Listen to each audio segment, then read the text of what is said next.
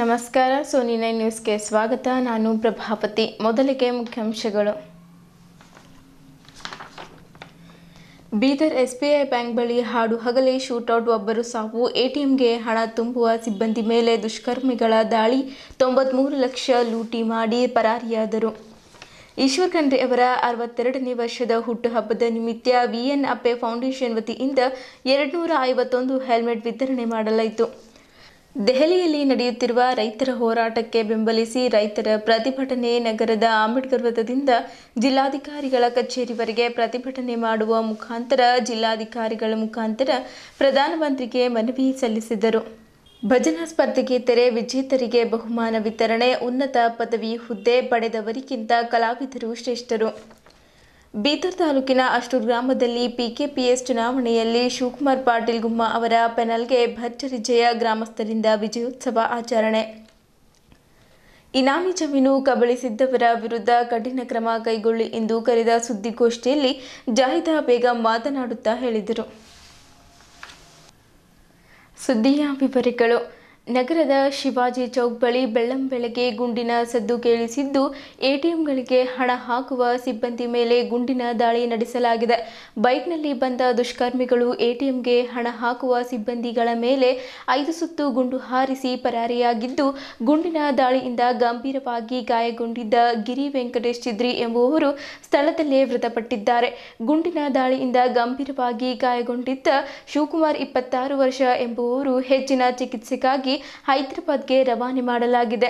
ಎಟಿಎಂಗೆ ಹಣ ಹಾಕಲು ಸಿಬ್ಬಂದಿಗಳು ವಾಹನದಿಂದ ಹಣದ ಪೆಟ್ಟಿಗೆ ಹೊರ ತೆಗೆಯುತ್ತಿದ್ದಂತೆ ದುಷ್ಕರ್ಮಿಗಳು ಗುಂಡಿನ ದಾಳಿ ನಡೆಸಿ 93 ಲಕ್ಷ ರೂಪಾಯಿಗಳ ಹಣವನ್ನ ಪೆಟ್ಟಿಗೆಯನ್ನ ಬೈಕ್ನಲ್ಲಿ ತೆಗೆದುಕೊಂಡು ಪರಾರಿಯಾಗಿದ್ದಾರೆ. ದುಷ್ಕರ್ಮಿಗಳು ಹೆಲ್ಮೆಟ್ ಧರಿಸಿದ್ದು, ಈ ಕೃತ್ಯದ ದೃಶ್ಯಾವಳಿಗಳು ಸಿಸಿಟಿವಿಯಲ್ಲಿ ಸೆರೆಯಾಗಿವೆ. ಸುದ್ದಿ ತಿಳಿದ ಎಸ್ಪಿ ಪ್ರದೀಪ್ ಗುಂಡಿ ಸ್ಥಳಕ್ಕೆ ಭೇಟಿ ನೀಡಿ ಪರಿಶೀಲನೆ ನಡೆಸಿದ್ದಾರೆ. ಸುತ್ತಮುತ್ತಲಿನ ಸಿಸಿ ಕ್ಯಾಮೆರಾ ಪರಿಶೀಲನೆ ನಡೆಸಿದ್ದು, ದುಷ್ಕರ್ಮಿಗಳ ಪತ್ತೆಗೆ 3 ವಿಶೇಷ ತಂಡ ರಚಿಸಲಾಗಿದ್ದು 24 ಗಂಟೆಯೊಳಗೆ ದುಷ್ಕರ್ಮಿಗಳನ್ನು ಬಂಧಿಸಲಾಗುವುದು ಎಂದು ಎಸ್ಪಿ ತಿಳಿಸಿದ್ದಾರೆ. ಮೃತರ ಕುಟುಂಬಸ್ಥರು ಆರೋಪಿಗಳಿಗೆ ಕಠಿಣ ಶಿಕ್ಷೆ ಆಗಬೇಕೆಂದು ಆಗ್ರಹಿಸಿದ್ದಾರೆ. ನಗರದ ಜಿಲ್ಲಾ ನ್ಯಾಯಾಲಯ ಹಾಗೂ ಜಿಲ್ಲಾಧಿಕಾರಿ ಕಚೇರಿಗೆ ಹೊಂದಿಕೊಂಡಿರುವ ಸ್ಟೇಟ್ ಬ್ಯಾಂಕ್ ಆಫ್ ಇಂಡಿಯಾದ ಎಸ್ಬಿಐ ಸೆಕ್ಯೂರಿಟಿ ಏಜೆನ್ಸಿ ಸಿಬ್ಬಂದಿ ಮೇಲೆ ಅಪರಿಚಿತರು ಕಾರದ ಪುಡಿ ಎರಚಿ ಗುಂಡಿನ ದಾಳಿ ನಡೆಸಿದ್ದರಿಂದ ಒಬ್ಬ ವ್ಯಕ್ತಿ ಸ್ಥಳದಲ್ಲೇ ಸಾವನ್ನಪ್ಪಿದ್ದರೆ ಇನ್ನೊಬ್ಬರು ಗಂಭೀರವಾಗಿ ಗಾಯಗೊಂಡಿದ್ದಾರೆ. ಮೃತ ವ್ಯಕ್ತಿಯನ್ನ ಗಿರೀಶ್ ಎಂದು ಗುರುತಿಸಲಾಗಿದೆ. ಇನ್ನೊಬ್ಬರನ್ನ ಶಿವಕುಮಾರ್ 26 ವರ್ಷ ಎಂಬುವವರು ಹೆಚ್ಚಿನ ಚಿಕಿತ್ಸೆಗಾಗಿ ಹೈದರಾಬಾದ್ಗೆ ರವಾನೆ ಮಾಡಲಾಗಿದೆ. ಬ್ಯಾಂಕಿನ ಕಚೇರಿ ಎದುರು ರಕ್ತಸಿಕ್ತ ಸ್ಥಿತಿಯಲ್ಲಿ ಅವರ ದೇಹ ಬಿದ್ದಿದೆ. ಘಟನೆಯ ವಿಷಯ ತಿಳಿದು ನ್ಯಾಯಾಲಯ ಹಾಗೂ ಜಿಲ್ಲಾಧಿಕಾರಿ ಕಚೇರಿ ಎದುರು ಸೇರಿದ ನೂರಾರು ಜನ ಅಲ್ಲಿ ಜಮಾಯಿಸಿದ್ದರು. ಇಡೀ ಪ್ರದೇಶದಲ್ಲಿ ಪೊಲೀಸರು ಬ್ಯಾರಿಕೇಡ್ ಅಳವಡಿಸಿ ಜನರನ್ನ ಚದುರಿಸಿದ್ದರು. ಏಜೆನ್ಸಿ ಸಿಬ್ಬಂದಿ ಎಂದಿನಂತೆ ಅವರ ವಾಹನದಲ್ಲಿ ಹಣದ ಸಮೇತ ಬ್ಯಾಂಕಿಗೆ ಬಂದಿದ್ದರು. ಈ ವೇಳೆ ಬೈಕ್ನಲ್ಲಿ ಬಂದ ಅಪರಿಚಿತರು ಹಣ ಕಸಿದುಕೊಳ್ಳಲು ಪ್ರಯತ್ನಿಸಿದ್ದಾರೆ. ಹಣ ಕೊಡದಿದ್ದಾಗ ಕಾರದ ಪುಡಿ ಎರಚಿ ಬಳಿಕ ಗುಂಡಿನ ದಾಳಿ ನಡೆಸಿ ಸ್ಥಳದಿಂದ ಪರಾರಿಯಾಗಿದ್ದಾರೆ ಎಂದು ತಿಳಿಸಿದ್ದರು. ಸ್ಥಳಕ್ಕೆ ಜಿಲ್ಲಾ ಪೊಲೀಸ್ ವರಿಷ್ಠಾಧಿಕಾರಿ ಪ್ರದೀಪ್ ಗುಂಡಿ ಸೇರಿದಂತೆ ಹಿರಿಯ ಅಧಿಕಾರಿಗಳು ಸ್ಥಳಕ್ಕೆ ಧಾವಿಸಿದ್ದರು. 93 ಲಕ್ಷದ ಪೆಟ್ಟಿಗೆ ತೆಗೆದುಕೊಂಡು ಹೋಗಿದ್ದಾರೆ ಎಂದು ಬ್ಯಾಂಕಿನ ಮೂಲಗಳು ತಿಳಿಸಿವೆ. ಬೆಳಗ್ಗೆ 10:55ರಿಂದ 11 ಗಂಟೆ ಸುಮಾರಿಗೆ ಬೀದರ್ ನಗರದ ಎಸ್ಬಿಐ ಮುಖ್ಯ ಕಚೇರಿ ಬಳಿ ದರೋಡೆ ನಡೆದಿದೆ. ಎಟಿಎಂಗೆ ಹಣ ತುಂಬುತ್ತಿದ್ದ ವೇಳೆ ಬೈಕ್ನಲ್ಲಿ ಬಂದ ದುಷ್ಕರ್ಮಿಗಳು ಗುಂಡು ಹಾರಿಸಿ ಒಬ್ಬರನ್ನ ಕೊಂದಿದ್ದಾರೆ. ಮತ್ತೊಬ್ಬರು ಗಾಯಗೊಂಡಿದ್ದು ಆಸ್ಪತ್ರೆಯಲ್ಲಿ ಚಿಕಿತ್ಸೆ ಪಡೆಯುತ್ತಿದ್ದಾರೆ. ಹಣದ ಟ್ರಂಕ್ ತೆರೆದಿದ್ದಾರೆ ಎಂಬ ಮಾಹಿತಿ ಇದೆ ಎಂದು ಎಸ್ಪಿ ಪ್ರದೀಪ್ ಗುಂಡಿ ಹೇಳಿದ್ದಾರೆ. ಹಾಡು ಹಗಲೇ ನಡೆದ ಈ ದುಷ್ಕೃತ್ಯದಿಂದ ಬೀದರ್ ನಗರ ಅಕ್ಷರಶಃ ಬೆಚ್ಚಿ ಬಿದ್ದಿದೆ. ಸರ್ಕಾರ ಮೊದಲೆಲ್ಲ ರಾತ್ರಿ ಹೊತ್ತಲ್ಲಿ ನಡೆಯುತ್ತಿದ್ದ ಎಟಿಎಂ ದರೋಡೆಗಳು ಬೀದರ್ನಲ್ಲಿ ಹಗಲು ಹೊತ್ತಿನಲ್ಲಿಯೇ ರಾಜಾರೋಷವಾಗಿ ನಡೆದಿದೆ. ಬೈಕ್ನಲ್ಲಿ ಬಂದ ಇಬ್ಬರು ದುಷ್ಕರ್ಮಿಗಳು ಎಟಿಎಂ ಸಿಬ್ಬಂದಿಯನ್ನ ಕೊಂದು ವಾಹನದಲ್ಲಿ ಹಣದ ಬಾಕ್ಸ್ ಅನ್ನ ರಾಜಾರೋಷವಾಗಿ ಎತ್ತುಕೊಂಡು ಹೋಗುತ್ತಿರುವ ವಿಡಿಯೋ ವೈರಲ್ ಆಗಿದೆ. ವ್ಯಕ್ತಿಯೊಬ್ಬ ಇದನ್ನ ತನ್ನ ಮೊಬೈಲ್ನಲ್ಲಿ ಶೂಟ್ ಮಾಡಿದ್ದಾನೆ. ಕಪ್ಪು ಬಣ್ಣದ ಜಾಕೆಟ್ ಧರಿಸಿರುವ ದುಷ್ಕರ್ಮಿಗಳು ಬೈಕ್ನಲ್ಲಿ ಬಂದಿದ್ದಾರೆ. ಕೈಯಲ್ಲಿ ಪಿಸ್ತೂಲ್ ಹಿಡಿದಿದ್ದು ಕೂಡ ಕಂಡಿದೆ. ಹಾಡು ಹಗಲೇ ಸಿಬ್ಬಂದಿಯನ್ನ ಕೊಲೆ ಮಾಡಿ ಹಣದ ಬಾಕ್ಸ್ ಅನ್ನ ಬೈಕ್ನ ಮುಂದುಗಡೆ ಇರಿಸಿಕೊಂಡು ಹೋಗುತ್ತಿರುವ ವಿಡಿಯೋ ಕೂಡ ವೈರಲ್ ಆಗಿದೆ.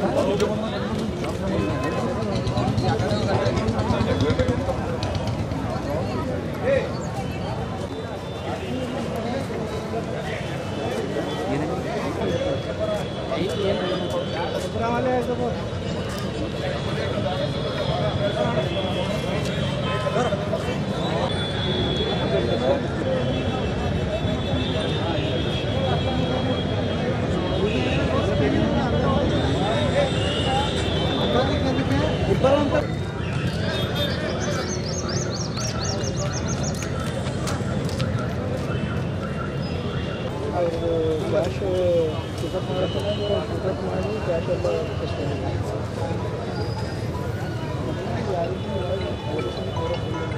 ಆಂಬುಲೆನ್ಸ್ ನಮ್ಮ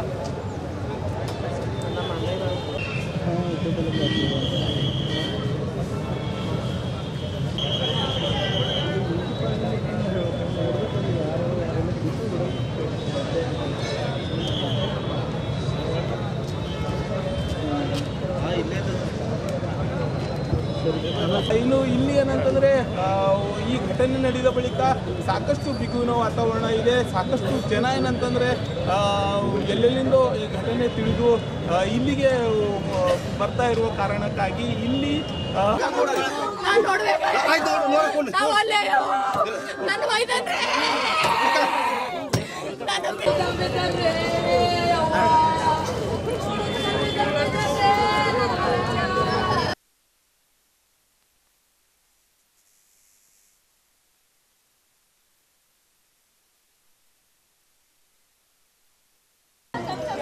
ऑन में सारा 10 तो खत्म है और ना गोली है कितना माता हो सकता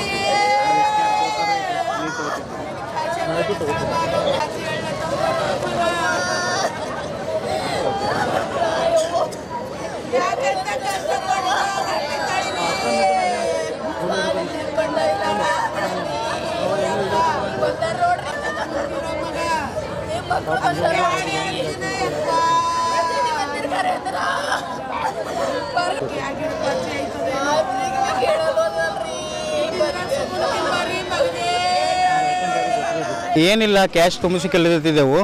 ಕ್ಯಾಶ್ ಒಳಗಡೆ ತರಲಿತ್ತಿದ್ದೆವು. ತರಪರಿ ಶೂಟ್ ಮಾಡಿ ಕ್ಯಾಶ್ ಒಯ್ದು ಬಿಟ್ರೆ ಅಷ್ಟೇ. ಕ್ಯಾಶ್ ಎಷ್ಟಿದೆ ನಾನು ಕನ್ಫರ್ಮ್ ಇಲ್ಲ.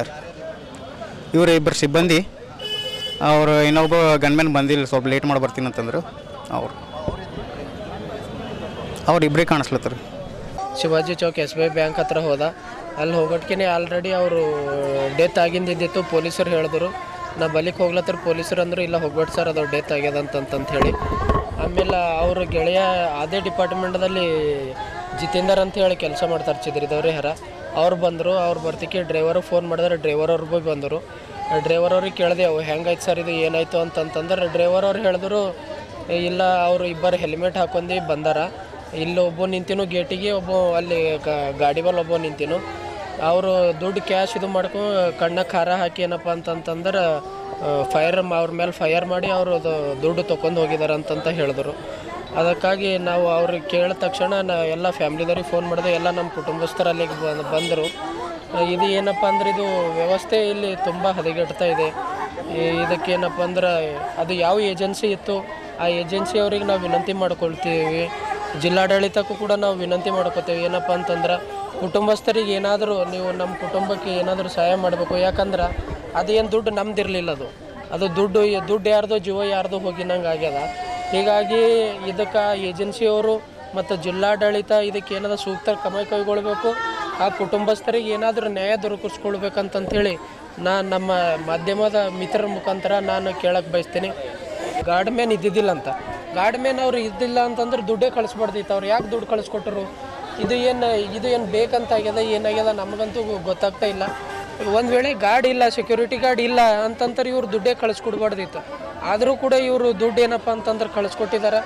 ಇದಕ್ಕೆ ನಾವು ಖಂಡಿಸ್ತೇವೆ. ಹಾಗೂ ಏಜೆನ್ಸಿಯವರು ವಿರುದ್ಧನೂ ಕೂಡ ಪೊಲೀಸ್ ಇಲಾಖೆ ತನಿಖೆ ಮಾಡಬೇಕು. ಆಗ ಜಿಲ್ಲಾಡಳಿತಕ್ಕೆ ನಾವು ಮನವಿ ಮಾಡ್ತೀನಿ, ಏನಪ್ಪ ಅಂತಂತಂದ್ರೆ ಏನಾದರೂ ಕುಟುಂಬಸ್ಥರಿಗೆ ತಾವು ಸಹಾಯ ಮಾಡಬೇಕು. ಯಾಕಂತಂದ್ರೆ ಅವ್ರು ಸಣ್ಣ ಏಜ್ ಇತ್ತು, ಮನೇಲಿ ಮಾಡೋರು ಅವರೇ ಇದ್ದಿದ್ದರು. ಹೀಗಾಗಿ ಕುಟುಂಬ ತುಂಬ ಇದಾಗಿದೆ. ಆಗ ನಾನು ಎಲ್ಲ ಮಾಧ್ಯಮದ ಮಿತ್ರರು ಕೈ ಜೋಡಿಸಿ ನಾವು ವಿನಂತಿ ಮಾಡ್ಕೊಳ್ತೀನಿ ಏನಂತಂತಂದ್ರೆ ತಮ್ಮ ಮುಖಾಂತರ ನಾನು ಹೇಳಕ್ಕೆ ಇಷ್ಟಪಡ್ತೀನಿ, ಜಿಲ್ಲಾಡಳಿತ ಆದಷ್ಟು ಬೇಗ ಆರೋಪಿಗಳನ್ನು ಹಿಡಿಬೇಕು. ಇದು ಇನ್ನೊಂದು ಹೇಳಕ್ಕೆ ಇಷ್ಟಪಡ್ತೀನಿ, ಇಷ್ಟೆಲ್ಲ ಆಗಿದೆ, ಇದರಲ್ಲಿ ಎಲ್ಲೋ ಒಂದು ಕಡೆ ಜಿಲ್ಲಾಡಳಿತ ಕೂಡ ವೈಫಲ್ಯ ಇದೆ ಅಂತ ನನಗೆ ಅನ್ನಿಸ್ತದೆ. ಯಾಕಂದ್ರೆ ಬೀದರ್ ಜಿಲ್ಲೆಯಲ್ಲಿ ಸುಮಾರು 2-3 ತಿಂಗಳಿಂದ ಇಂಥ ಬಾಬಾ ಸಾಹೇಬ್ರ ಮೂರ್ತಿ, ಬಸವಣ್ಣನ ಮೂರ್ತಿ ಇಂಥ ಘಟನೆಗಳು ಆಗ್ತಾಯಿದೆ. ಇಂಟೆಲಿಜೆನ್ಸಿ ಅವರು ಏನು ಮಾಡ್ತಾಯಿದ್ದಾರೆ, ಪೊಲೀಸ್ ಇಲಾಖೆ ಏನು ಮಾಡ್ತಾಯಿದೆ ಅಂತ ನಮಗೊಂದು ಅರ್ಥ ಆಗ್ತಾಯಿಲ್ಲ. ಆ ಒಂದು ಬೇಜವಾಬ್ದಾರಿಯಿಂದ ಇಂಥ ಬೀದರ್ ಜಿಲ್ಲೆಯಲ್ಲಿ ಯಾವಾಗೂ ಆಗಿಲ್ಲ, ಇಂಥ ಒಂದು ಘಟನೆ ನಡೆದಿದೆ. ಅವರು ಏನೋ ಅದರಲ್ಲಿ ನ್ಯೂಸಲ್ಲಿ 93 ಲಕ್ಷ ದುಡ್ಡು ಏನೋ ಇತ್ತಂತ ಅದು ತೊಗೊಂಡು ಹೋಗ್ತಾ ಇದ್ದಾರೆ. ಇದು ಏನು ದುಡ್ಡು ಏನು ಎ ಟಿ ಎಮ್ದು ಏನು ಏಜೆನ್ಸಿ ಇದೆ, ಅವ್ರ ಸೆಕ್ಯೂರಿಟಿ ಗಾರ್ಡ್ ಇಲ್ಲ ಅಂತಂತಂದ್ರೆ ಅವ್ರು ದುಡ್ಡೇ ಹಾಕ್ಲಿಕ್ಕೆ ಗುಡಬಾರ್ದು. ಇದೊಂದು ಯಾರ್ದೋ ದುಡ್ಡು ಯಾರ್ದೋ ಜೀವ ಹೋಗಿನಪ್ಲೆ ಆಗಿದೆ. ಇವತ್ತು ಬೆಳಗ್ಗೆ 10:55 ಮತ್ತು 11 ಗಂಟೆ ಮಧ್ಯ ನಮ್ಮ Bidar city SBI main branch ಎದುರುನೆ ಒಂದು ರಾಬರಿ ಕಮ್ ಮರ್ಡರ್ ಆಗಿದೆ. ಇಬ್ಬರು ಆರೋಪಿಗಳು ಬೈಕ್ ಮೇಲೆ ಬಂದು ಇಲ್ಲಿ ATM ವ್ಯಾನ್ಗೆ ದುಡ್ಡು ತುಂಬ್ತಾ ಇರುವಾಗ ಅವ್ರ ಮೇಲೆ ದಾಳಿ ಮಾಡಿ ಫೈರಿಂಗ್ ಓಪನ್ ಮಾಡಿ ಒಬ್ಬರನ್ನ ಕೊಲೆ ಮಾಡಿರ್ತಾರೆ, ಇನ್ನೊಬ್ಬರನ್ನ ಗಾಯಗೊಂಡಿರ್ತಾರೆ. ವಿತ್ ಮನಿ ಒಂದು ಟ್ರಂಕ್ ಪೆಟ್ಟು ಸಮೇತ ಅವರು ಬೈಕ್ ಮೇಲೇ ಪರಾರಿ ಆಗಿರ್ತಾರೆ. ತನಿಖೆ ಮುಂದುವರಿತಾ ಇದೆ. ಇನ್ನೊಬ್ಬರು ಇಂಜುರಿ ಆಗಿದ್ದಾರೆ, ಹಾಸ್ಪಿಟಲಲ್ಲಿದೆ. ತನಿಖೆ ಮಾಡ್ತಾ ಇದ್ದೇವೆ. ಟ್ರಂಕ್ ಪೆಟ್ ಹೆಂಗೆ ಓಪನ್ ಮಾಡಿದಾರೆ ಗೊತ್ತಾಗ್ತಿಲ್ಲ, ಓಪನ್ ಆಗಿದೆ ಅಂತ ಸದ್ಯಕ್ಕೆ ಮಾಹಿತಿ ಬರ್ತಾ ಇದೆ. Thank you. ನಗರದ ಅಂಬೇಡ್ಕರ್ ವೃತ್ತದ ಹತ್ತಿರ ಜಿಲ್ಲಾ ಕಾಂಗ್ರೆಸ್ ಪ್ರಧಾನ ಕಾರ್ಯದರ್ಶಿ ಹಾಗೂ VN ಅಪ್ಪೆ ಫೌಂಡೇಶನ್ ಅಧ್ಯಕ್ಷರಾದ ವಿನೋದ್ ಅಪ್ಪೆ ಅವರ ನೇತೃತ್ವದಲ್ಲಿ ಅರಣ್ಯ ಪರಿಸರ ಜೀವಿ ಮತ್ತು ಬೀದರ್ ಜಿಲ್ಲಾ ಉಸ್ತುವಾರಿ ಸಚಿವರಾದ ಈಶ್ವರ್ ಖಂಡ್ರೆ ಅವರ 62ನೇ ವರ್ಷದ ಹುಟ್ಟುಹಬ್ಬವನ್ನು ಕೇಕ್ ಕತ್ತರಿಸಿ ಕಾರ್ಯಕ್ರಮ ಆಚರಿಸಲಾಯಿತು. ಸಚಿವರ ಹುಟ್ಟುಹಬ್ಬದ ನಿಮಿತ್ತ ಒಟ್ಟು 251 ವಾಹನ ಚಾಲಕರಿಗೆ ಹೆಲ್ಮೆಟ್ ವಿತರಣೆ ಮಾಡಲಾಯಿತು. ಈ ಕಾರ್ಯಕ್ರಮಕ್ಕೆ ಪೊಲೀಸ್ ವರಿಷ್ಠಾಧಿಕಾರಿಗಳಾದ ಪ್ರದೀಪ್ ಚಾಲನೆ ನೀಡಲಾಯಿತು. ಈ ಕಾರ್ಯಕ್ರಮದಲ್ಲಿ ಕಾಂಗ್ರೆಸ್ ಹಿರಿಯ ಮುಖಂಡರಾದ ಮನ್ಹನ್ ಸೇಠ್, CMC ಅಧ್ಯಕ್ಷರಾದ ಗೌಸುದ್ದೀನ್, ಯೂಸುಫ್ ಪೆಹಲ್ವಾನ್, ರಿಯಾಜ್, ಹನುಮಂತ್ ಮಲ್ಕಾಪುರೆ, ಸೂರ್ಯಕಾಂತ್ ಸಾಧೂರೆ, ಪವನ್ ಮಿಟಾರೆ, ಮಾಜಿ ಜಿಲ್ಲಾ ಪಂಚಾಯತ್ ಸದಸ್ಯರಾದ ಶಿವರಾಜ್ ಹಾಸನ್ಕರ್, ಗೌತಮ್ ಮುತ್ತಂಗಿಕರ್ ಸೇರಿದಂತೆ ಇನ್ನಿತರರು ಉಪಸ್ಥಿತರಿದ್ದರು.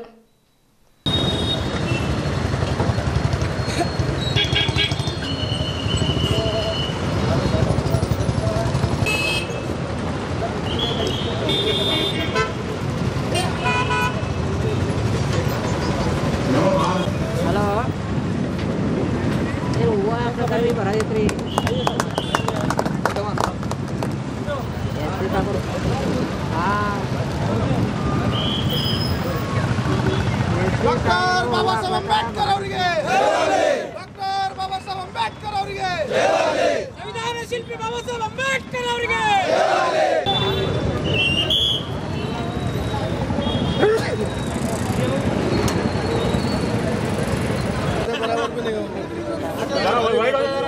ಈಗ ಒಂದೆರಡು ಮಾತಾಡ್ತಾರೆ.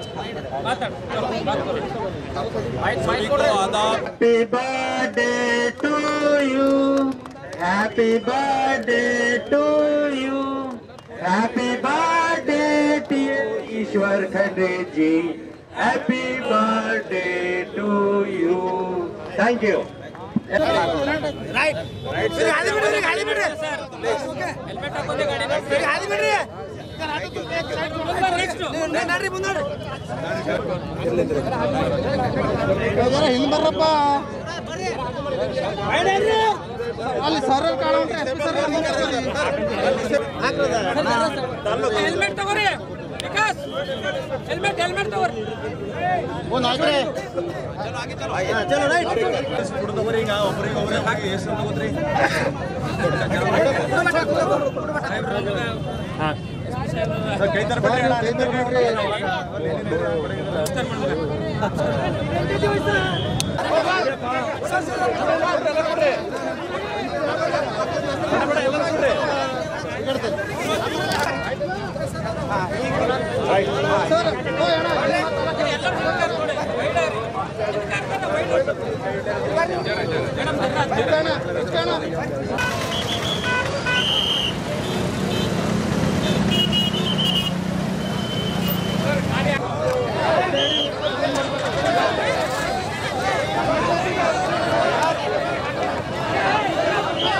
ನಮ್ಮ ನೆಚ್ಚಿನ ನಾಯಕರಾದ ಸನ್ಮಾನ್ಯ ಈಶ್ವರ್ ಸಾಹೇಬ್ರು, ಯಾರೇ ಯಾವುದೇ ರೀತಿ ನೀವು ದುಡ್ಡು ವೆಚ್ಚ ಮಾಡಬೇಡ್ರಿ, ಸಾರ್ವಜನಿಕ ಹಿತಾಸಕ್ತಿಯಿಂದ ಮಾಡ್ರಿ ಅಂತ ಹೇಳಿದ್ರು. ಅದ್ರ ಕಡೆ ನಾವೇನ್ ಮಾಡಿದೆವು, ಸುಮ್ನೆ ಅದು ಕಾರ್ಯಕ್ರಮಕ್ಕಿಂತನೂ ಜನರು ಬಹಳಷ್ಟು ಆಕ್ಸಿಡೆಂಟ್ ಆಗಿ ಇವತ್ತು ಗಾಡಿ ಮೇಲಿಂದ ಬಿದ್ದು ಡೆತ್ ಆಗ್ತಾ ಇದಾವ್. ಈಗ ನಾವು ಬೇರೆ ಎಲ್ಲ ಕಾರ್ಯಕ್ರಮ ಮಾಡೋದಕ್ಕಿಂತನೂ ಒಂದು ಹೆಲ್ಮೆಟ್ ವಿತರಣೆ ಮಾಡಿದ್ರೆ ಜನರಿಗೊಂದು ಜೀವ ಕೊಟ್ಟಂಗ ಆಗ್ತದ ಅಂತೇಳಿ ವಿಚಾರ ಮಾಡಿ ನಮ್ VNFA ಫೌಂಡೇಶನ್ ವತಿಯಿಂದ ಒಂದು 251 ಹೆಲ್ಮೆಟ್ ಅನ್ನು ನಾವು ಸಾರ್ವಜನಿಕರಿಗೆ ಕೊಡ್ತಾ ಇದ್ದೀವಿ. ದಯಮಾಡಿ ಈ ಉಪಯೋಗವನ್ನು ಮಾಡ್ಕೊಡ್ರಿ, ಎಲ್ಲರೂ ಹೆಲ್ಮೆಟ್ ಧರಿಸ್ರಿ. ಬಹಳ ಜನ ಇವತ್ತು ಜೀವ ಹೋಗಿ ನಂತರ ಪರಿವಾರದವರು ಬಹಳಷ್ಟು ಕಳ್ಕೊಂಡಿದ್ದಾರೆ. ಆ ಪರಿವಾರದವರು ಕಳ್ಕೊಂಡಿದ್ದಾರೆ, ಅದಕ್ಕೋಸ್ಕರ ತಾವೆಲ್ಲರೂ ಮುಂದಿನ ದಿನಗಳಲ್ಲಿ ಇದೇ ರೀತಿ ಬೇರೆ ಬೇರೆ ಎಲ್ಲರೂ, ಯಾಕಂದ್ರೆ ಬೇರೆ ಎಲ್ಲ ಕೆಲಸಗಳು ಬೇರೆಷ್ಟು ನಾವು ದುಡ್ಡು ಖರ್ಚು ಮಾಡಿದ್ರು ಅದು ಉಪಯೋಗ ಆಗ್ತಾ ಇಲ್ಲ. ಈ ರೀತಿ ಹೆಲ್ಮೆಟ್ ಕೊಡ್ತಾ ಇದ್ರೆ ನಾವು ಪೊಲೀಸ್ ಇಲಾಖೆಗೂ ಒಂದು ರೀತಿ ನಾವು ಸಹಕರಿಸಿದಂಗ ಆಗ್ತದ. ದಯಮಾಡಿ ಮುಂದಿನ ದಿನಗಳಲ್ಲಿ ನಮ್ಮ ಸಾಹೇಬರಿಗೆ ಒಂದು ನಾವೆಲ್ಲ ಶಕ್ತಿ ತುಂಬಬೇಕು. ಇದೇ ರೀತಿ ನಮ್ಮ ಸಾಹೇಬರು ಇವತ್ತು ಜಿಲ್ಲಾ ಉಸ್ತುವಾರಿ ಇದ್ದಾರೆ. ಮುಂದಿನ ದಿನಗಳಲ್ಲಿ ರಾಜ್ಯದಲ್ಲಿ ಒಂದು ಕರ್ನಾಟಕ ರಾಜ್ಯದ ಒಂದು ಉನ್ನತ ಸ್ಥಾನಕ್ಕೆ ಹೋಗ್ತಾರ, ಅದೊಂದು ನಂಬಿಕೆ ನಮಗಿದೆ. ಆ ನಂಬಿಕೆ ಮೇಲೆ ನಾವು ಇವತ್ತು ಮುಂದಿನ ದಿನಗಳಲ್ಲಿ ಅವ್ರ ಜೊತೆ ಇರ್ತೀವಿ ಅಂತ ಹೇಳಿ ನಾನು ವಿನೋದ್ ಕುಮಾರ್ ಅಪ್ಪೆ, ಜಿಲ್ಲಾ ಕಾಂಗ್ರೆಸ್ ಪ್ರಧಾನ ಕಾರ್ಯದರ್ಶಿ, ಬೀದರ್. ಕಾಂಗ್ರೆಸ್ ಪಕ್ಷಕ್ಕೆ. ದೆಹಲಿಯಲ್ಲಿ ಇಲ್ಲಿಯವರೆಗೆ 45 ದಿನಗಳಿಂದ ಉಪವಾಸ ಸತ್ಯಾಗ್ರಹ ನಡೆಸುತ್ತಿರುವ ರೈತ ನಾಯಕ ಜಗಜಿತ್ ಸಿಂಗ್ ದಲ್ಲೇವಾಲ್ ಅವರು ಎಂಎಸ್ಪಿ ಕನಿಷ್ಠ ಬೆಂಬಲ ಬೆಲೆ ಡಾಕ್ಟರ್ MS ಸ್ವಾಮಿನಾಥನ್ ಅವರ ವರದಿಯ ಪ್ರಕಾರ ಮಾನದಂಡ ಆಧಾರವಾಗಿ ಹಾಗೂ ಶಾಸನಬದ್ಧವಾಗಿ ಜಾರಿಗೊಳಿಸಲು ಒತ್ತಾಯಿಸಿ ಉಪವಾಸ ಸತ್ಯಾಗ್ರಹ ನಡೆಸುತ್ತಿದ್ದಾರೆ. ಈಗ ಅವರ ಆರೋಗ್ಯ ದಿನದಿಂದ ದಿನಕ್ಕೆ ಕ್ಷೀಣಿಸುತ್ತಿದೆ. ಏನಾದರೂ ಅವರಿಗೆ ಅಪಾಯವಾದರೆ ಇದಕ್ಕೆ ಕೇಂದ್ರ ಸರ್ಕಾರ ಹೊಣೆಗಾರಿಕೆ ಹೊರಬೇಕಾಗುತ್ತದೆ ಎಂದು ಇಂದು ಬೀದರ್ ಜಿಲ್ಲೆಯ ಜಿಲ್ಲಾಧಿಕಾರಿಗಳ ಕಚೇರಿಯ ಮುಂದೆ ಎಚ್ಚರಿಕೆ ಮುಟ್ಟಿಸಲು ಪ್ರತಿಭಟನೆ ಮಾಡಿ ಮನವಿ ಸಲ್ಲಿಸಿದ್ದಾರೆ. ಮಾನ್ಯ ಪ್ರಧಾನಿ ರೈತರ ಜೊತೆ ಹುಡುಗಾಟ ನಡೆಸುತ್ತಿದ್ದಾರೆ. ಇದಲ್ಲದೆ ರೈತರ ತುಟಿಗೆ ತುಪ್ಪ ಸವರಿ ತಮಾಷೆ ಮಾಡುತ್ತಿದ್ದಾರೆ. ಇದೆಲ್ಲ ಹತೋಟಿಗೆ ಇರಿಸಿ MSP ಕನಿಷ್ಠ ಬೆಂಬಲ ಬೆಲೆ ಶಾಸನಬದ್ಧ ಜಾರಿಗೊಳಿಸಿ ರೈತ ನಾಯಕರಾದ ಜಗಜಿತ್ ಸಿಂಗ್ ದಲ್ಲೇವಾಲ್ ರವರ ಜೀವ ಉಳಿಸುವ ಕೆಲಸ ಮಾಡಬೇಕೆಂದು ಜಿಲ್ಲಾ ರೈತ ಸಂಘದಿಂದ ನಗರದ ಅಂಬೇಡ್ಕರ್ ವೃತ್ತದಿಂದ ಜಿಲ್ಲಾಧಿಕಾರಿ ಕಚೇರಿಯವರೆಗೆ ಪ್ರತಿಭಟನೆ ಮಾಡುವ ಮುಖಾಂತರ ಜಿಲ್ಲಾಧಿಕಾರಿಗಳ ಮುಖಾಂತರ ಪ್ರಧಾನಮಂತ್ರಿಗಳಿಗೆ ಮನವಿ ಸಲ್ಲಿಸಿದ್ದಾರೆ. ಜಿಲ್ಲಾಧಿಕಾರಿಗಳ ಕಚೇರಿವರೆಗೆ ಪ್ರತಿಭಟನೆ ನಡೆಸಿ ಡಾಕ್ಟರ್ MS ಸ್ವಾಮಿನಾಥನ್ ವರದಿಯನ್ನು ಶಾಸನಬದ್ಧವಾಗಿ ಜಾರಿಗೊಳಿಸಲು ಒತ್ತಾಯಿಸಿ ದಲ್ಲೇವಾಲ್ ಉಪವಾಸ ಸತ್ಯಾಗ್ರಹ ನಡೆಸುತ್ತಿದ್ದಾರೆ. ಈಗ ಅವರ ಆರೋಗ್ಯ ದಿನದಿಂದ ದಿನಕ್ಕೆ ಕ್ಷೀಣಿಸುತ್ತಿದೆ. ಅವರಿಗೆ ಅಪಾಯವಾದರೆ ಇದಕ್ಕೆ ಕೇಂದ್ರ ಸರ್ಕಾರ ಹೊಣೆ ಹೊರಬೇಕಾಗುತ್ತದೆ ಎಂದು ಎಚ್ಚರಿಕೆ ನೀಡಲು ಪ್ರತಿಭಟನೆ ನಡೆಸಿ ಮನವಿ ಸಲ್ಲಿಸಿದ್ದರು. MSP ಕನಿಷ್ಠ ಬೆಂಬಲ ಬೆಲೆ ಶಾಸನಬದ್ಧ ಜಾರಿಗೊಳಿಸಿ ರೈತ ನಾಯಕ ದಲ್ಲೇವಾಲ್ ಅವರ ಜೀವನ ಉಳಿಸುವ ಕೆಲಸ ಮಾಡಬೇಕೆಂದು ಜಿಲ್ಲಾಧಿಕಾರಿಗಳ ಮುಖಾಂತರ ಪ್ರಧಾನಮಂತ್ರಿಗಳಿಗೆ ಬರೆದ ಮನವಿ ಸಲ್ಲಿಸಲಾಯಿತು. ರೈತ ಸಂಘದ ಜಿಲ್ಲಾಧ್ಯಕ್ಷ ಸಿದ್ದರಾಮಪ್ಪ ಅಣದೂರೆ, ಜಿಲ್ಲಾ ಕಾರ್ಯಾಧ್ಯಕ್ಷ ಶ್ರೀಮಂತ್ ಬಿರಾದರ್, ಜಿಲ್ಲಾ ಪ್ರಧಾನ ಕಾರ್ಯದರ್ಶಿ ದಯಾನಂದ ಸ್ವಾಮಿ, ರಾಜ್ಯ ಪ್ರತಿನಿಧಿ ಚಂದ್ರಶೇಖರ್ ಜಮಖಂಡಿ, ಪ್ರವೀಣ್ ಕುಲಕರ್ಣಿ, ಬಾಬುರಾವ್ ಜೋಳದಾಬ್ಕ, ಶಂಕರಪ್ಪ ಪಾರ, ಸತೀಶ್ ನನ್ನೂರೆ, ಶೇಷರಾವ್ ಕಣಜಿ, ಪ್ರಕಾಶ್ ಬಾವ್ಗೆ, ಮಲ್ಲಿಕಾರ್ಜುನ್ ಬಿರಾದರ್, ನಾಗಯ್ಯ ಸ್ವಾಮಿ, ಸುಭಾಷ್ ರಗಟೆ, ಸತ್ಯವಾನ್ ಪಾಟೀಲ್ ಸೇರಿದಂತೆ ಇತರರು ಇದ್ದರು. ರಾಜ್ಯ ರೈತ ಸಂಘಕ್ಕೆ ಕರ್ನಾಟಕ ರಾಜ್ಯ ಸರ್ಕಾರಕ್ಕೆ ಧಿಕ್ಕಾರ, ಧಿಕ್ಕಾರ, ಧಿಕ್ಕಾರ, ರಾಜ್ಯ ಸರ್ಕಾರಕ್ಕೆ ಧಿಕ್ಕಾರ, ಧಿಕ್ಕಾರ, ಧಿಕ್ಕಾರ, ರಾಜ್ಯ ಸರ್ಕಾರಕ್ಕೆ ಧಿಕ್ಕಾರ. ದಂಡ ಆಧಾರವಾಗಿ ಹಾಗೂ ಶಾಸನಬದ್ಧವಾಗಿ ಜಾರಿಗೊಳಿಸಲು ಒತ್ತಾಯಿಸಿ ಉಪವಾಸ ಸತ್ಯಾಗ್ರಹ ನಡೆಸುತ್ತಿದ್ದಾರೆ. ಈಗ ಅವರ ಆರೋಗ್ಯ ದಿನದಿಂದ ದಿನಕ್ಕೆ ಮಂತ್ರಿಗಳು ಭಾರತ ಸರ್ಕಾರ ಇದೇ ವಿಷಯದ ಇವರಿಬ್ಬರಿಗೆ ಏನದ ಅಂದ್ರೆ ಇಂದಿನ ದಿವಸ ಬೀದರ್ ಜಿಲ್ಲೆಯ ರೈತರ ಪರವಾಗಿ ದಿಲ್ಲಿಯಲ್ಲಿ ಏನು ಹೋರಾಟ ಮಾಡ್ತಾ ಇದ್ದಾರೆ. ಯಾರು ಪಂಜಾಬ್ದವರು ಇರಬಹುದು, ರೈತರು ಹರಿಯಾಣದವರು ಇರಬಹುದು, ಇನ್ನಿತರ ಉತ್ತರ ಪ್ರದೇಶದವರು ಇದ್ದಿರಬಹುದು, ಬೇರೆ ಬೇರೆ ಜಿಲ್ಲೆದವರು ಏನು ಪ್ರತಿಭಟನೆ ಮಾಡ್ತಾ ಇದ್ದಾರ. ಅವ್ರೇನು ಪ್ರತಿಭಟನೆ ಮಾಡ್ತಾ ಇದ್ದಾರಂತಾರ ನಮ್ಮ ಮಕ್ಕಳಿಗೆ ನೌಕರಿ ಕೊಡ್ರಿ ಅಂತ ಮಾಡ್ತಾ ಇಲ್ಲ ಏನ್ರಿ. ಅವ್ರು ಏನು ಮಾಡ್ತಾ ಇದ್ದಾರಂತಾರ, ಭಾರತ ದೇಶ ಕೃಷಿ ಪ್ರಧಾನ ದೇಶ, ಇಂಥ ದೇಶದಾಗ ಕೃಷಿಕರ ಮೇಲೆ ಅನ್ಯಾಯ ಆಗ್ತಾ ಇದೆ. ಸ್ವಾಮಿನಾಥನ್ ವರದಿ ಪ್ರಕಾರ ಯಾರು ಪ್ರಧಾನಮಂತ್ರಿಗಳು ಸ್ವಾಮಿನಾಥನ್ ವರದಿ ಲಾಗು ಮಾಡ್ಲಿಕ್ಕೆ ತಯಾರಿಲ್ಲ. ಇದು ಡಾಕ್ಟರ್ ಬಾಬಾ ಸಾಹೇಬ್ ಅಂಬೇಡ್ಕರ್ ಅವರು ನಮಗೆ ಹಕ್ಕು ಕೊಟ್ಟಿದ್ದಾರೆ. ಏನಂದ್ರೆ ಶಿಕ್ಷಣ, ಸಂಘಟನೆ, ಪ್ರತಿಭಟನೆ ಅಂತೇಳಿ. ಪ್ರತಿಭಟನೆ ಮಾಡ್ಲಾಕ ನಮ್ಮ ಹಕ್ಕದ. ನಾವು ಪ್ರತಿಭಟನೆ ಮಾಡ್ಲಾಕ ದಿಲ್ಲಿದಾಗ ಹೋಗ್ಬೇಕಂದ್ರೆ ಆ ರೈತರ ಮೇಲೆ ನೀರಿನ ಪಿಚಕಾರಿ ಹೊಡಿತಾ ಇದ್ದಾರೆ, ಲಾಠಿದಿಂದ ಹೊಡಿತಾ ಇದ್ದಾರೆ. ಅವ್ರು ವಾಹನ ಹೋಗ್ಬೇಡ್ದಂತ ಹೇಳಿ ರೋಡಿನ ಮೇಲೆ ಕೀಲ ಹಾಕ್ತಾ ಇದ್ದಾರ.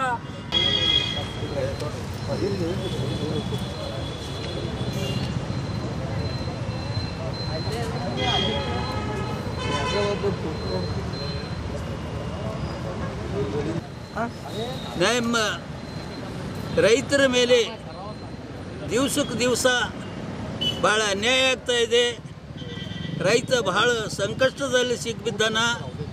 ಇವತ್ತು ದೇಶದಾಗ ಪ್ರತಿಯೊಬ್ಬರು ಲೀಡರು ರೈತರಿಗೆ ಏನಂತಾರೆ ಅಂದ್ರೆ ನಮ್ಮ ದೇಶದ ಬೆನ್ನೆಲುಬು ಅದ ರೈತ ಅಂತಾರೆ. ಆದರೆ ಇವತ್ತು ಆ ರೈತನ ಬೆನ್ನೆಲುಬು ಏನದ ಮುರಿದು ನಡೆದವ.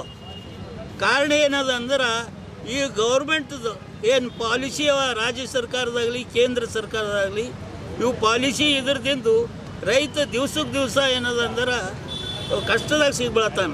ಅದರ ಕಡೆಯಿಂದ ಈ ಸ್ವಾಮಿನಾಥ್ ವರದಿ ಹಿಂದಕ್ಕೊಂದು 40-50 ವರ್ಷ ಕೆಳಗೆ ಒಬ್ಬರು ವರದಿ ಕೊಟ್ಟ ರೈತರದ ಬಗ್ಗೆದಾಗ. ರೈತರದ್ದು ಏನದ ಯಾವ ಬೆಳೆಗೆ ಎಷ್ಟು ರೇಟ್ ಕೊಡಬೇಕು ಎಂಬುದು ಆ ವರದಿದಾಗ ರಿಪೋರ್ಟ್ ಅದ. ಮೊದಲು ಕಾಂಗ್ರೆಸ್ ಗೌರ್ಮೆಂಟ್ ಇದ್ದಾಗ ಆ ರಿಪೋರ್ಟ್ ಜಾರಿ ಮಾಡಿದ್ದ. ಆದರೆ ಕಾಂಗ್ರೆಸ್ ಗೌರ್ಮೆಂಟ್ ಕೂಡ ಅದಕ್ಕೆ ಆ ರಿಪೋರ್ಟ್ ಜಾರಿ ಮಾಡಿಲ್ಲ. ನಂತರ ಏನದಂದ್ರೆ BJP ಗೌರ್ಮೆಂಟ್ ಬಂತು. ಎಲ್ಲೋ ರೈತರು ಭಾಳ ಖುಷಿ ಪಟ್ಟರು, ಈ ಗೌರ್ಮೆಂಟ್ರ ಮಾಡೇತ್ತು ಅಂತ. ಅವ್ರು ಏನದಂದ್ರೆ ನಾವು ನಮ್ಮ ಗೌರ್ಮೆಂಟ್ ಬಂತು ಅಂದ್ರೆ ನಾವು ಮಾಡ್ತೇವಂತ ಅವ್ರು ಹೇಳಿದ್ರು ಭೀ. ಆದರೂ ಇವತ್ತಿವರೆಗೆ ನರೇಂದ್ರ ಮೋದಿ ರೈತರ ಮೇಲೆ ನಿಷ್ಕಾಳಜಿ, ರೈತರ ಮೇಲೆ ಇಷ್ಟು ಕಷ್ಟ ಉಂಟಾವ ಏನೂ ಕೇರ್ ಮಾಡ್ತಾಯಿಲ್ಲ. ರೈತರ ಬಗ್ಗೆ ಏನೂ ಮಾತಾಡ್ತಾ ಇಲ್ಲ, ಬೇರೆ ಬೇರೆ ವಿಷಯಗಳು ಮಾತಾಡಿ.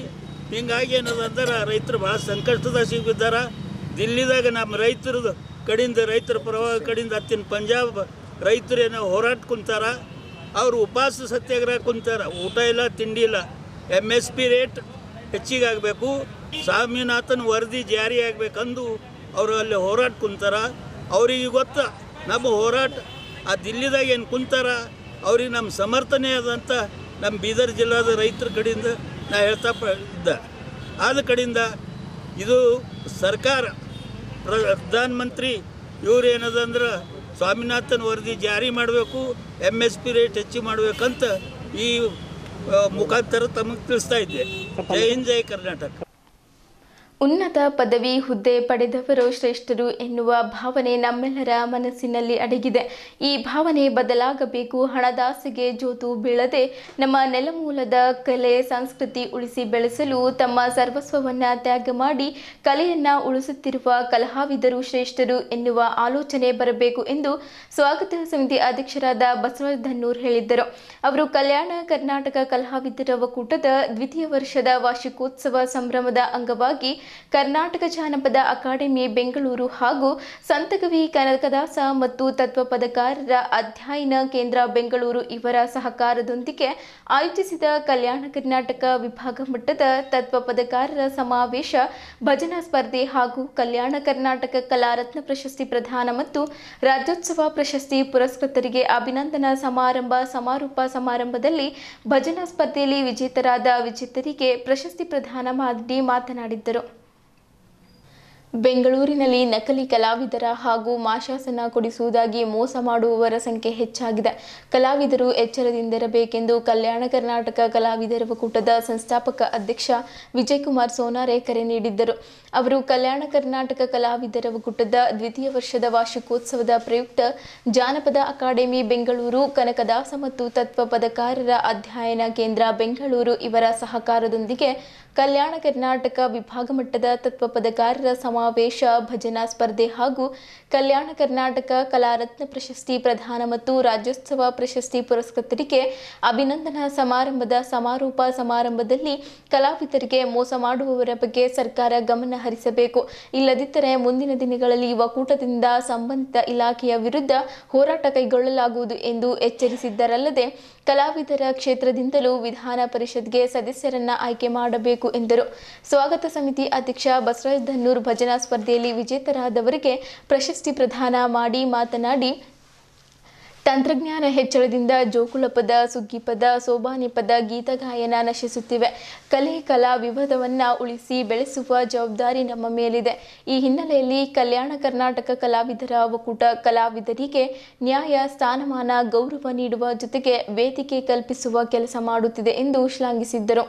ಗೊಂಡ ಆದಿವಾಸಿ ಸಂಘದ ರಾಜ್ಯ ಪ್ರಧಾನ ಕಾರ್ಯದರ್ಶಿ ಮಾಳಪ್ಪ ಅಡಸಾರೆ ಮಾತನಾಡಿ, ಕಲ್ಯಾಣ ಕರ್ನಾಟಕ ಕಲಾವಿದರ ಒಕ್ಕೂಟ ಕಲಾ ವಿವಾದವನ್ನು ಒಗ್ಗೂಡಿಸಿ ಅವರ ಸಮಸ್ಯೆಯನ್ನು ಆಲಿಸಿ ಅವುಗಳಿಗೆ ಪರಿಹಾರ ಒದಗಿಸುವ ಕೆಲಸ ಮಾಡುತ್ತಿದೆ.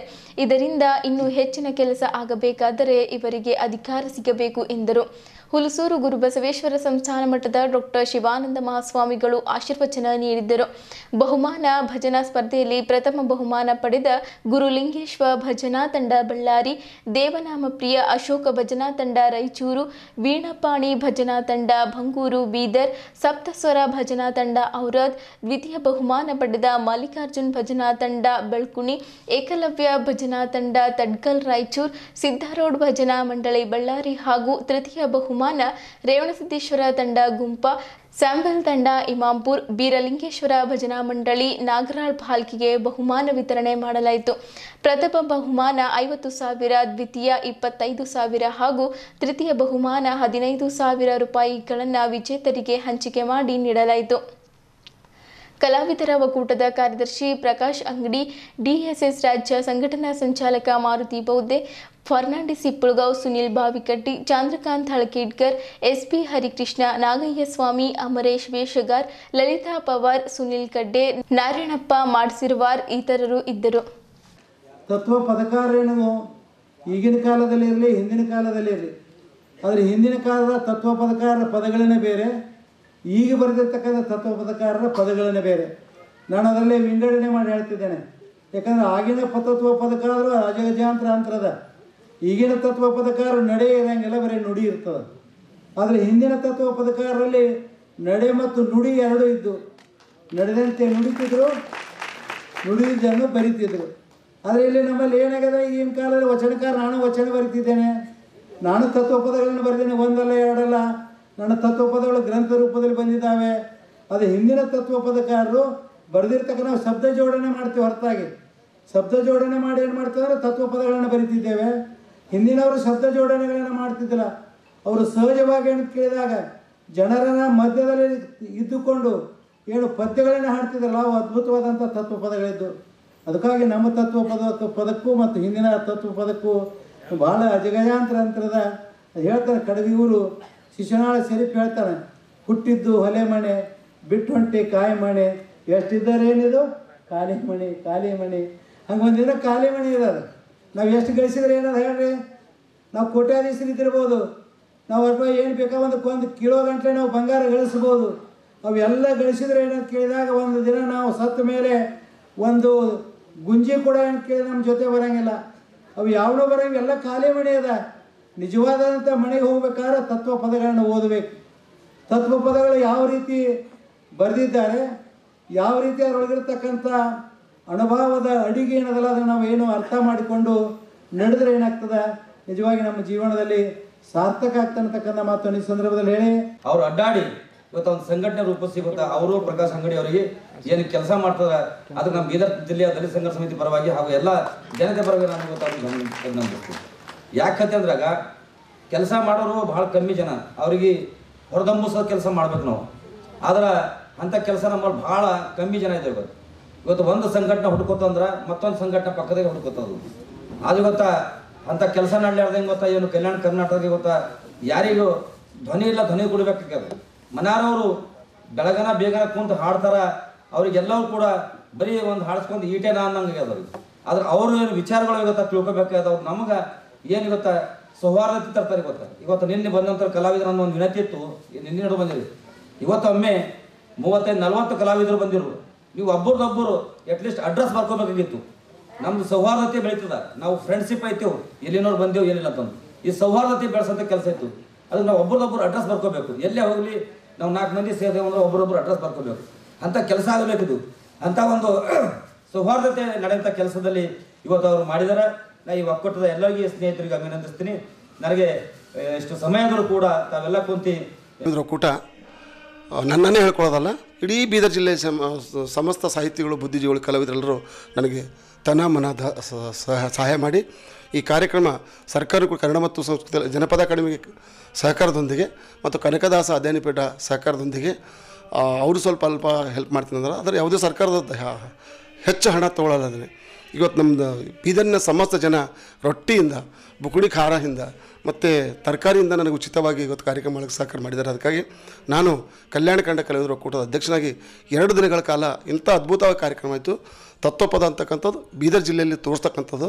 ಬೀದರ್ ಜಿಲ್ಲೆ ಎದರಲ್ಲೂ ಹಿಂದಿಲ್ಲ, ಜನಪದಲ್ಲಿ ಹಿಂದಿಲ್ಲ, ಸಂಗೀತದಲ್ಲಿಲ್ಲ, ಶಾಲೆಗಳಲ್ಲಿಲ್ಲ, ಎದುರಿಲ್ಲ. ನಾವು ಈ ಬೀದರ್ನ ಈ ಹಣಿಪಟ್ಟಿ ಎಲ್ಲದರಲ್ಲೂ ಒಳ್ಳೆಯದಿದ್ದೀವಿ ಅಂತೇಳಿ ನಾವು ತೋರಿಸ್ಕೋಬೇಕು. ಅದಕ್ಕಾಗಿ ನಾನು ಕಲ್ಯಾಣ ಕರ್ನಾಟಕ ಕಲಾವಿದರ ಒಕ್ಕೂಟದ ಸಂಸ್ಥಾಪಕ ಅಧ್ಯಕ್ಷ ಆಗಿ ಈ ಕಾರ್ಯಕ್ರಮ ಭಾಳ ಯಶಸ್ವಿಯಾಗಿದೆ ಅಂಥೇಳಿ ನಾನು ಈ ಮಾಧ್ಯಮದ ಮೂಲಕ ವಿನಂತಿ ಮಾಡ್ಕೊತೇನೆ. ಧನ್ಯವಾದ. ಬೀದರ್ ತಾಲೂಕಿನ ಅಷ್ಟೂರ್ ಗ್ರಾಮದಲ್ಲಿ PKBS ಚುನಾವಣೆಯಲ್ಲಿ ಶಿವಕುಮಾರ್ ಕಲ್ಯಾಣರಾವ್ ಪಾಟೀಲ್ ಗುಮ್ಮ ಪೆನಲ್ಗೆ ಪ್ರಚಂಡ ಬಹುಮತದಿಂದ ಗೆದ್ದಿದ್ದಾರೆ. ಗೆದ್ದಿದ್ದಕ್ಕೆ ಅಷ್ಟೂರ್ ಗ್ರಾಮದಲ್ಲಿ ವಿಜಯೋತ್ಸವ ಆಚರಿಸಲಾಯಿತು. ಇದೇ ಸಂದರ್ಭದಲ್ಲಿ ಪಟಾಕಿ ಸಿಡಿಸಿ ಸಿಹಿ ಹಂಚಿ ಎಲ್ಲ ಸದಸ್ಯರಿಗೆ ಶಾಲು ಹೊದಿಸಿ ಪೇಟೆ ಧರಿಸಿ ಹೂಮಾಲೆ ಹಾಕಿ ಊರಿನವರ ವಿವಿಧ ವ್ರತಗಳಿಂದ ದೇವಸ್ಥಾನಕ್ಕೆ ಸಂಚರಿಸಿ ಸಂಭ್ರಮಿಸಿದ್ದರು. ಇದೇ ಸಂದರ್ಭದಲ್ಲಿ ಸನ್ಮಾನ ಸ್ವೀಕರಿಸಿ ಶಿವಕುಮಾರ್ ಕಲ್ಯಾಣರಾವ್ ಅವರು ಮಾತನಾಡುತ್ತಾ ಮತದಾರರು ಮತ್ತು ರೈತರಿಗೆ ಪ್ರಚಂಡ ಬಹುಮತದಿಂದ ಗೆಲ್ಲಿಸಿದ್ದಕ್ಕೆ ಕೃತಜ್ಞತೆಗಳನ್ನು ಸಲ್ಲಿಸಿದ್ದೇನೆ.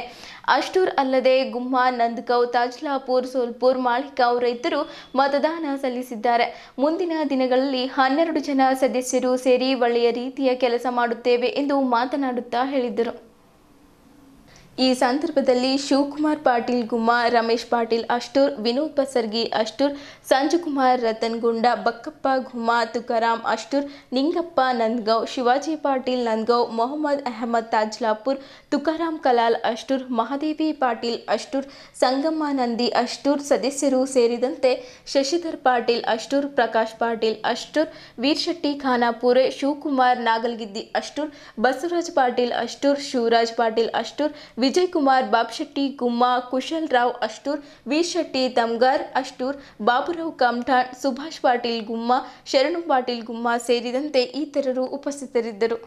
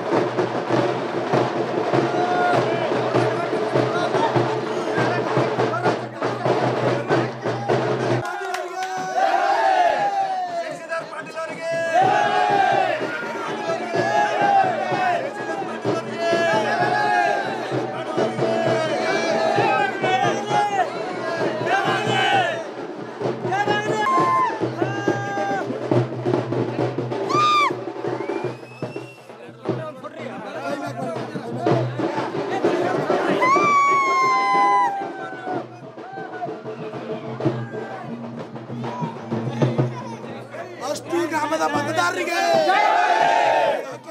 ಎಲ್ಲ ಗ್ರಾಮದ ಮತದಾರರಿಗೆ ಶಿವಕುಮಾರ್ ಪಾಟೀಲ್ ಎಲ್ಲ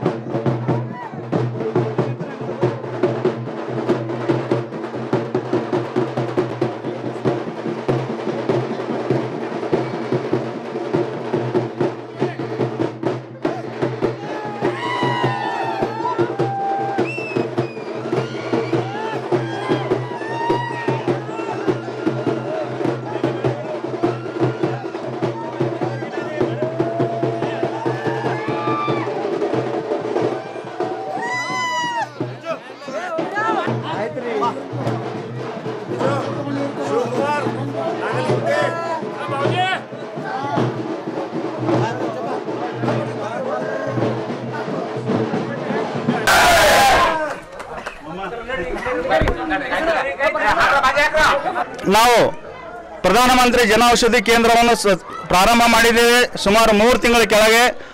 ಆ ಒಂದು ಸಂಘ ಅದು ಒಂದು ಜನೌಷಧಿ ಕೇಂದ್ರ ಬಹಳ ಚೆನ್ನಾಗಿ ನಡೀತಾ ಇದೆ. ಮುಂದಿನ ದಿನಗಳಲ್ಲಿ ಅಲ್ಲಿ ವೈದ್ಯರು ನೇಮಿಸಿ ಬಡವರ ಹಾಗೂ ಸ್ತ್ರೀಯರ ಎಲ್ಲ ನಮ್ಮ ಹೆಣ್ಣು ಮಕ್ಕಳ ಬಗ್ಗೆ ಆರೋಗ್ಯವನ್ನು ಕಾಳಜಿ ವಹಿಸಬೇಕಂತೇಳಿ ನಮ್ಮ ಸಂಘದಿಂದ ನಿರ್ಧಾರ ಮಾಡಿದ್ದೇವೆ. ನಾವು ನಮ್ಮ ಊರಿನವರೇ ಆದ ವೈದ್ಯರಿಗೆ ನಾವು ಸಂಪರ್ಕ ಮಾಡಿದ್ದೇವೆ, ಅವರು ಕೂಡ ಒಪ್ಪಿಕೊಂಡಿದ್ದಾರೆ. ಮುಂದಿನ ದಿನಗಳಲ್ಲಿ ಒಂದು ವೈದ್ಯ ಸೇವೆ ಕೂಡ ನಮ್ಮ ಸಂಘದಿಂದ ನಾವು ಹಮ್ಮಿಕೊಂಡಿದ್ದೇವೆ. ಅದೇ ರೀತಿ ರೈತರಿಗೆ ಜೀವ ವಿಮಾ ಯೋಜನೆ ಪ್ರಧಾನಮಂತ್ರಿ ಅಂದ್ರೆ ಕೇಂದ್ರ ಸರ್ಕಾರದ ಜೀವ ವಿಮಾ ಅಡಿಯಲ್ಲಿ ನಾವು ತರಬೇಕಂತ ಹೇಳ್ತಾ ಇದ್ದೀವಿ. ಸಣ್ಣ ಅಮೌಂಟ್ ಏನಾದ್ರು ಅಂದ್ರೆ ಆಟೋ ಡೆಬಿಟ್ ಅನ್ನು ಅಕೌಂಟ್ನಲ್ಲಿ ಮೈನಸ್ ಮಾಡಿದ್ರೆ ಏನಾದರೂ ಅನಾಹುತ ಆದ್ರೆ ಅವರ ಜೀವನ ಆಮೇಲೆ ಅವ್ರು ಇದ್ದವರಿಗೆ ಅವ್ರು ಹಿಂದಿದ್ದವರಿಗೆ ಅದು ಜೀವ ವಿಮಾ ಸಿಗ್ತದೆ, ಅದು ಕಂತು ಸಿಗ್ತದೆ. ಅದು ನಾವು ಏನಾದರೂ ಅಚ್ಚುಕಟ್ಟಾಗಿ ಭಾಳ ಎಫರ್ಟ್ ಆಗಿ ಮಾಡ್ಬೇಕಂತ ಹೇಳಿ ನಾವು ಆಲ್ರೆಡಿ ಡಿಸಿಷನ್ ತಗೊಂಡಿದ್ದೀವಿ. ಹಾಗೆ ನಮ್ಮ ಸಂಘದಲ್ಲಿ ಆಭರಣಗಳ ಮೇಲೆ ಸಾಲ, ಚಿನ್ನದ ಆಭರಣಗಳ ಸಾಲ ಕೂಡ ನಾವು ಪ್ರಾರಂಭ ಮಾಡಿದ್ದೇವೆ 1-2 ತಿಂಗಳ ಮೊದಲೇ. ಆಮೇಲೆ ಮುಂದಿನ ದಿನಗಳಲ್ಲಿ ಸ್ಟ್ಯಾಂಪ್ ಪೇಪರ್ ಕೂಡ ನಮ್ಮ ಸಂಘದಲ್ಲಿ ಸಿಗುತ್ತವೆ. ಅದು ನಮ್ಮ ಮೇಲೆ ನಾವು ಅಪ್ಲಿಕೇಶನ್ ಕಳಿಸಿದ್ದೀವಿ, ಅದಕ್ಕೆ ಅಪ್ರೂವಲ್ ಸಿಕ್ಕಿದೆ. ಕೆಲವೇ ದಿನಗಳಲ್ಲಿ ನಮ್ಮ ಸಂಘದಲ್ಲಿ ಸ್ಟ್ಯಾಂಪ್ ಪೇಪರ್ ಕೂಡ ಬಾಂಡ್ ಪೇಪರ್ ಕೂಡ ಸಿಗುತ್ತೆ. ಯಾಕಂದ್ರೆ ಮುಂದಿನ ದಿನಗಳಲ್ಲಿ ಸರ್ಕಾರದ ವತಿಯಿಂದ ಗ್ರಾಮ ಪಂಚಾಯತದಲ್ಲಿ ಎಲ್ಲ ಸವಲತ್ತುಗಳು ಕೊಡಬೇಕಂತೇಳಿ ಮಾಡ್ತಾ ಇದ್ದಾರೆ. ಅಲ್ಲಿ ಏನಾದರೂ ಬಾಂಡ್ಗಳು ಬೇಕು, ಸ್ಟ್ಯಾಂಪ್ ಪೇಪರ್ ಬೇಕಂತ ಅಂದ್ರೆ ನಮ್ಮ ಸಂಘದಲ್ಲಿ ಸಿಗ್ತದೆ. ಅಂದ್ರೆ ಅದೇ ರೀತಿ ಜನರಿಗೆ ಯಾವ್ಯಾವ ಅಂದ್ರೆ ಸವಲತ್ತುಗಳು ಏನು ಬೇಕು ಎಂಬುದು ನಮ್ಮ ಸಂಘದ ಇತಿಮಿತಿಯಲ್ಲಿ ನಾವು ಕೆಲಸ ಮಾಡ್ತೀವಿ. ಹಾಗೆ ಮುಂದಿನ ದಿನಗಳಲ್ಲಿ ನಮ್ಮ ಸಂಘದ ಎದುರು ಒಂದು ಕಮರ್ಷಿಯಲ್ ಕಾಂಪ್ಲೆಕ್ಸ್ ಮಾಡಿ ಅಲ್ಲಿ ಕೂಡ ಒಂದು ಜನತಾ ಬಜಾರ್ ಟೈಪ್ ಎಲ್ಲ ಜನರಿಗೆ ಕಡಿಮೆ ದರದಲ್ಲಿ ಬಟ್ಟೆ ಆಗಲಿ ಸೀರೆಗಳಲ್ಲಿ ಕೊಡಬೇಕಂತ ನಾವು ಮಾಡಿದ್ದೀವಿ. ಮುಂದಿನ ಏನಾಗ್ತದೆ ನೋಡ, ಆದ್ರೆ ಶತ ಪ್ರಯತ್ನ ಅಂತ ನಮ್ಮದು ನಡೆದಿದೆ, ಮುಂದಿನ ಮಾಡ್ತೀವಿ.